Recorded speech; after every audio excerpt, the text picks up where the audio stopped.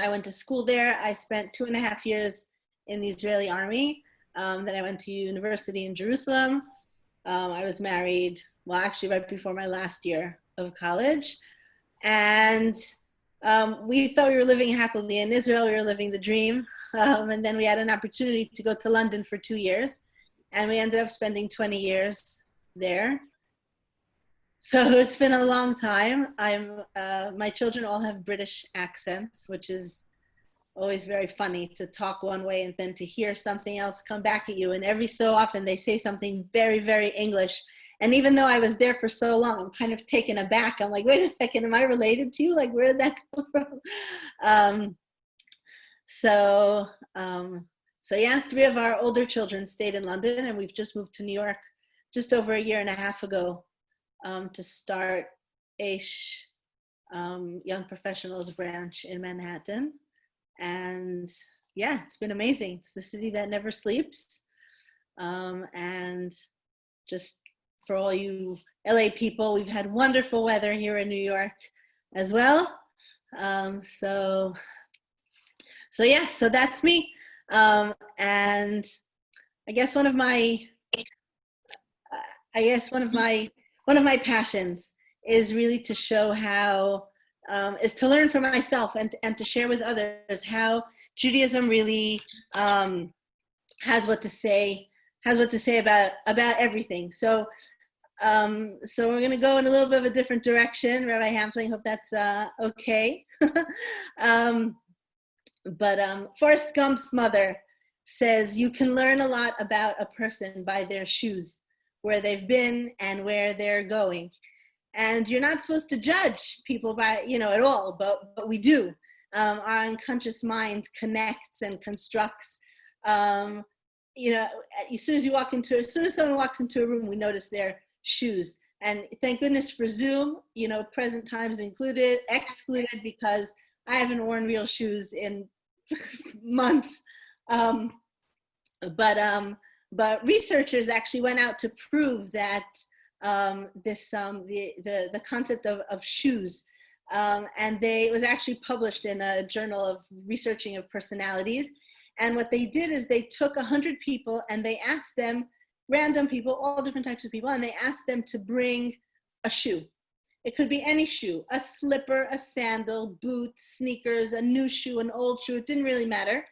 And then they had 100 other people come in to look at these shoes, and they had to judge the age, the gender, and the social status of the owner, and also personality traits. So for example, they had to determine if the shoes belonged to an introvert or an extrovert, a liberal or a conservative, how emotionally stable the wearer of the shoes was, whether they were open, conscientious, agreeable, whatever, like just even how solid their relationship was with their partners. And so I think it was probably a bit more simple. They were able to guess like the age and the income of the people who owned the shoes. But what was really surprising is that they were also able to determine 90% of the personality traits of shoes. So, we really can be analyzed by our shoes. And actually, very interestingly, when new privacy laws came out in Europe, there was a very, very big chain across Europe who had seen this study. And since they weren't allowed to put cameras by the entrances anymore because of privacy, so they put cameras by the bottom of the entrances to all of their stores so that they could record the shoes of the people that were coming in. And through that, they could see who their clientele that was coming to go shopping there. So, you can't always choose the clothes that you buy because of body shape and whatever, but you can always choose your shoes. I always say when all else fails, buy shoes, right? Actually, men were the first ones to wear high heels as a status symbol. But, I once volunteered in an old age home. And when I first started going there, I was really very worried about like, what would I talk about? So, a worker said to me, one of the workers, she said to me, well, just ask them about their lives. They love to tell you, their stories. And she said to me that when she first meets people, she says to them, tell me about your shoes. And inevitably there'll always be a story. Shoes are so important. Our daughter works in an organization here in New York that helps people experiencing homelessness. And she said to me that there are homeless families where the kids have like these ratty, embarrassing shoes, but they share a nice pair of shoes. And so two siblings will share a pair of shoes and they only go to school every other day, right? So shoes play a huge role in how we present ourselves, and shoes play a huge role in stories, always, winged sandals for the heroes of Greek mythology. The Wicked Witch of the West and Dorothy, they shared red sparkly shoes that lots of women would just, to die for. Harry Potter's first port key was a boot, and Dobby is set free with footwear as well. And this is really, I say, this is how I know that Cinderella isn't real, because no one would lose a shoe that was made to fit perfectly by their fairy godmother, right? How can she lose that? It's like a deep philosophical issue that I have, right? But like I said, everything we learn about the world and the human psyche is Torah, is in the Torah. And we need to always remember that any question that we have about life, debates, the Torah has an answer, and we discuss them and we analyze them and we find guidance. So what does Judaism say about shoes, right? It's got to be there also, right? So it's actually amazing. Every morning there's a list of blessings that we say of thanks and appreciation for everything that we have, for our eyesight, our ability to walk, for the sun rising, etc. And there's one blessing that says that we say, God, thank you so much. Thank you for giving me everything I need. And the rabbis actually say that this blessing, everything I need, this refers to shoes, right? Shoes is everything I need, right? So, and then there's also a discussion in the Talmud, if a person only has a certain amount of money, should they spend it to fix their broken house or buy shoes? And the answer is that you should even sell your house in order to buy shoes, right? Sell your house in order to buy shoes. On the other hand, there's interesting. There's a Jewish law that you're not. I don't know if it's a law, but that you're not supposed to sleep. You're not supposed to sleep in shoes. And when people pass away, we give away their shoes. So there's all kinds of things happening. The shoes are mentioned in all different circumstances. But I want to share with you a story from the Talmud, which I think really gives us, if that's possible, a really deep insight about shoes. So the Talmud tells us a story about a teacher, a rabbi, and his name is Abba Chilkiah. He's the father of Chilkiah. And he's a teacher. And the way people learned then, there wasn't necessarily a classroom, but rather people would follow the teacher around and they would see how they behaved, and they would learn how to carry themselves and how did they behave by watching. So his students are following Abba Chilkiah, and he's working in the field, and he's on his way home. And the Talmud tells us the story. He's walking on his way home, and he's carrying his shoes, like they're slung over his shoulder. And he's walking through the fields, and then he gets to a river. And so he stops at the banks of the river, and he puts on his shoes, and he walks through the water. And then he gets to the other side, and he takes off his shoes, puts them back, flings them back over his shoulder, and continues walking. Right? So it reminds me of, there was once a huge storm. London's famous for its rain, but it was this huge storm, and it left this massive puddle blocking the entire entrance of our road. And we were on our way home walking one day, and our son, maybe he was 5, he was running ahead. And so my husband calls out to him, and he says, watch the puddle. And sure enough, he slowed down, right? And he stops at the edge of the puddle.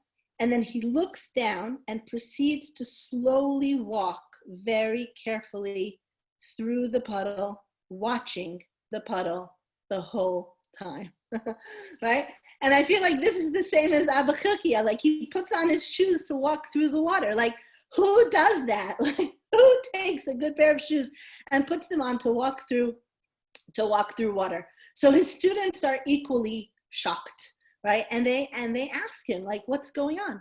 So he says to them, he says, when I'm walking on on a regular path, I can see where I'm going. I can see if there are big rocks, small petals. I can see if there are, any kinds of bugs or things or whatever going through. I can see any sharp items. So I know how to navigate. But when I'm walking through the water, when I can't see what I'm going to step on, then I need shoes. Okay, so I think that he's trying to teach here something, not just of how to wear shoes, because again, it doesn't, on a technical level, it doesn't really make sense to wear shoes that way. But I think he's giving over a really deep idea, okay? What Abba Chilkiah is saying is it's conceptual about shoes, okay? So the concept is like this. When I am somewhere where I know where I'm going, I have clarity, I can see it's something that I understand, it's something that I know, it's something that's easy to me, that's obvious, that's a place where I can walk barefoot. But if I'm ever going somewhere where I'm not so sure, where I don't really know what I'm going to encounter, what's going to happen there, what's going to be, what are people going to say, how am I going to need to respond, that's the time that I wear shoes. Okay, when we're going somewhere or we're upwardly mobile, so to speak, when we need to be focused and aware and there are challenges, right, where not everything is obvious, that's when we wear shoes. And we go barefoot in a place where there is certainty, where I'm comfortable, where there's clarity and I'm confident in myself. I know that I'm accepted and loved, right? And that's why, ironically, I always say if you walk into a house where everybody's shoes are by the door or even thrown all around, then this is a good place, right? This is a place where people feel comfortable, where they can just say, I'm home. Like this is a place that I know, right? That I've left all the craziness of the outside behind me, and home is my safe place, okay? And that's why we have this concept, I think, of power shoes, right? Because if I'm going somewhere and I'm not sure how it's going to be, and I want to give myself this confidence, then I wear great shoes, okay? And so there are a lot of instances, even in the Torah, where shoes are mentioned, and I think that this understanding of shoes helps us realize like an added layer into what's happening. So, for example, the first instance that I know of that shoes are mentioned is actually with Abraham. Okay, so Abraham's involved in, well, a lot of different things, but at one point he's involved in a battle, and it's a battle across Israel between 5 kings of their kingdoms against 4 other kings, and he's involved in this battle. And after the battle is over, he's on the winning side. The king of Sodom, which is one of these nations, comes to him and he offers Abraham part of the spoils, right? He said, you fought with us here, you can take some of the spoils.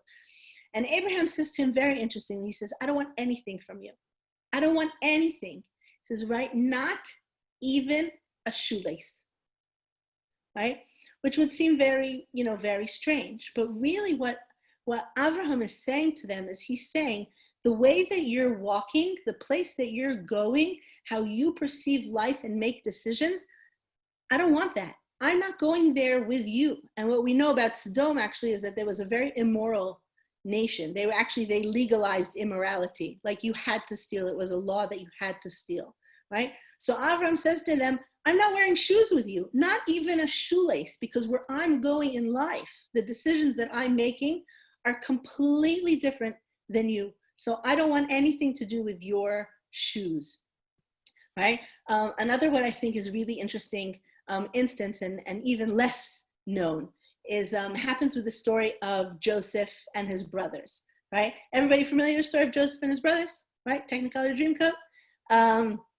So actually Joseph and his brothers, well, 10 older brothers, there's one younger brother, Benjamin's not involved, but the 10 older brothers and Joseph, it's not just sibling rivalry, okay? It's not just, oh, you're the favorite, daddy loves you, blah, blah, blah. There's like deep philosophical differences that they have between them, which we don't have time to discuss now.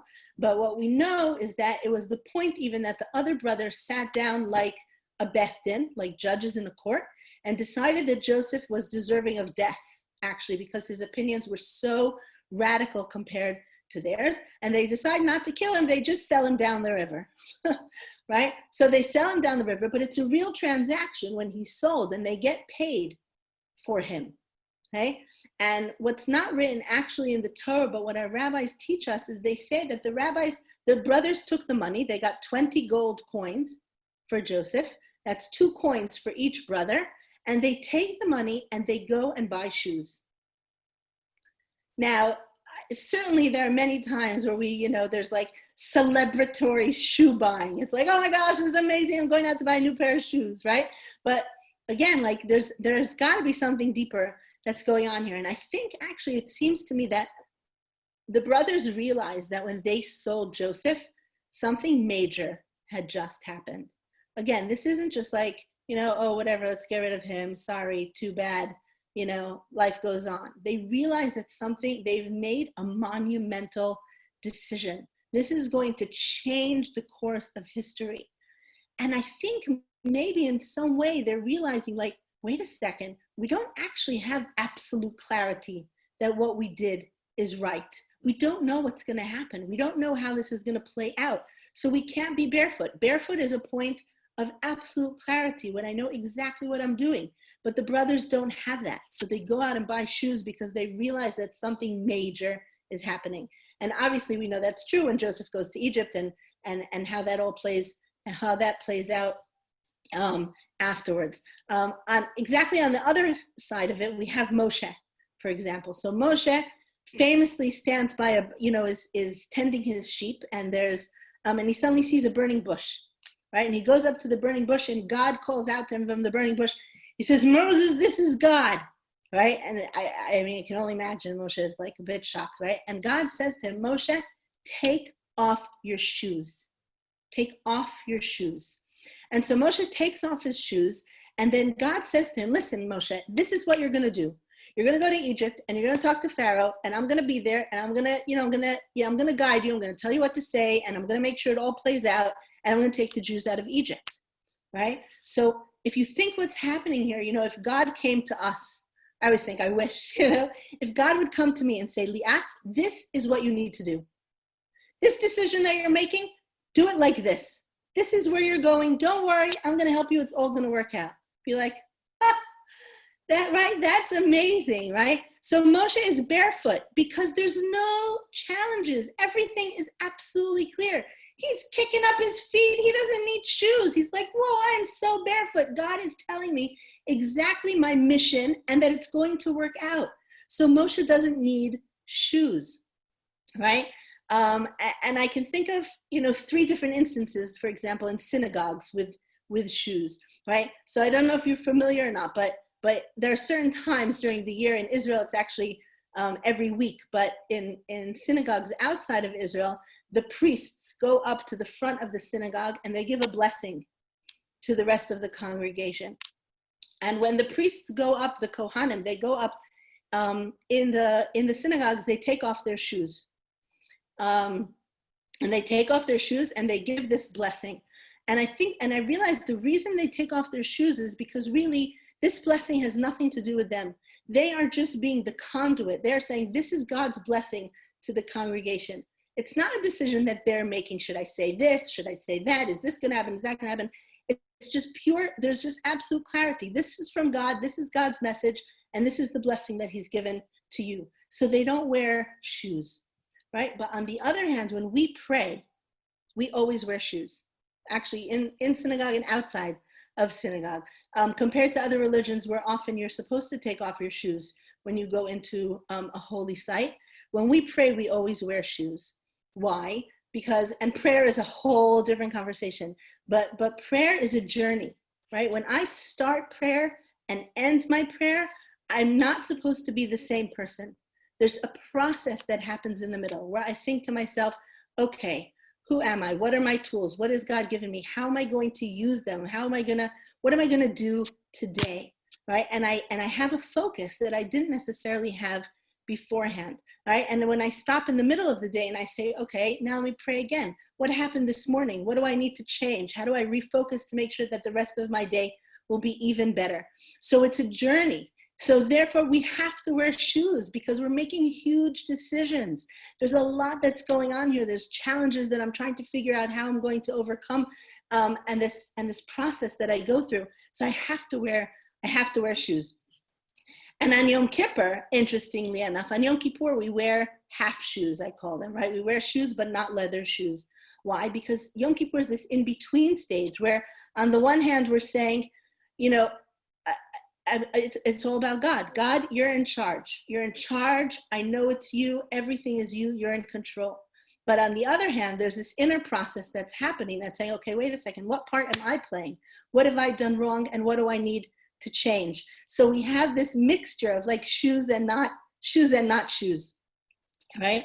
And very appropriately, we're not supposed to sleep in shoes, right? Because sleep is actually subtle recognition of God. What do I mean by that, right? All day long, we're super busy. We are in control. I got things to do, places to go, stuff to organize. I got deals to make, things to think, whatever it is. We are running the world all day long. We're on our phones. We do not leave our phone. I got to make sure that I'm on top of everything, right? But God created us that we need to sleep. Why? Because no matter how much we sleep, 2 hours, 4 hours, 6 hours, 12 hours, however lucky we are to sleep, right? You wake up in the morning and there's this like subconscious message that God says to us, says, you see, I can do it without you. The world's still spinning, the sun is still there, trees are still growing, photosynthesis. In fact, there's a stock market somewhere else in the world that was functioning just fine without you, right? So sleep is the recognition where we say, actually, God's in control. It's not all up to me. But if I wear shoes when I'm sleeping, that's very arrogant because I'm saying, even when I'm sleeping, I'm doing stuff, right? So you're not supposed to wear shoes because shoes is the place where sleep is the place where you realize this is not me. I know it's really that God is in control of things that are happening. And now it's obvious really why we don't wear a deceased person's shoes.